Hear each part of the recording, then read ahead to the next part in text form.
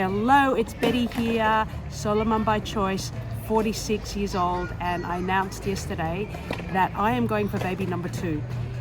And I forgot what it was like, all these emotions, the self-doubt and the limiting beliefs, because I announced it yesterday. I made the appointment with the doctor, and now today, because I'm super tired, I've kind of just gone, why? I'm really doing this? Like, my son's 6 now, and I forgot, the doubts, like, life's so easy. Like, I was tired, I picked him up from school, and I was able to just, say, you can watch TV, go on the iPad for an hour, and mummy's gonna rest, mummy's gonna sleep.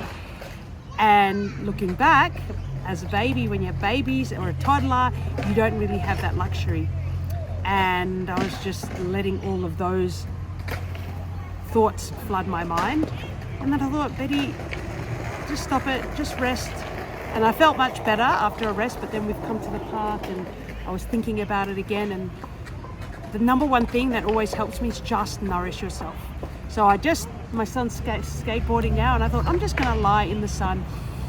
I did like about 3 minutes of breathing, like the heart-brain coherence. Just that simply just regulated me again and got me back to that, everything's fine, you're just tired. And I just remembered all the joyful things. Like, I loved bringing him to the park, and yeah, there were times where I'm like, oh, I wish he could just play in one spot, but so I can just sit down and not run around. But then, it is all worth it. It is all worth it. And I just had really good memories of when we used to come to the skate park and he was in a nappy. He would be like running all over the place, and the actual kids would just laugh at him, and I would too. So you just got to think of the positive things. Of course, when you do have those negative feelings, you let them be there. Don't be ashamed that they're there. Whether you need to get it out, whether you journal or do some breathing techniques or whatever it is, but it's important not to ignore those feelings, because they're there as a lesson. They're there for you to look behind them.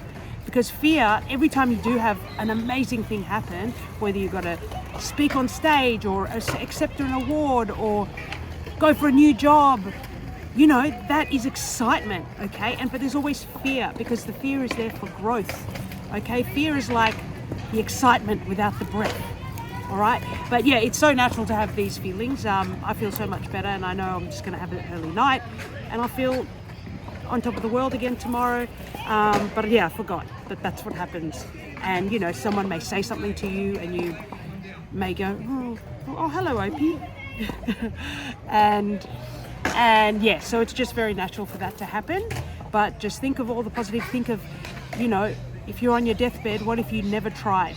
And then you'd be like, oh, I should have tried. And even if it doesn't work out, surrender that it might not work. But at least you tried. You don't go to the next dimension knowing that you didn't try.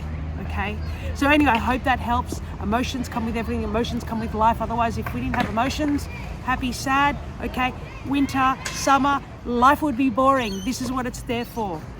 Love and light to you.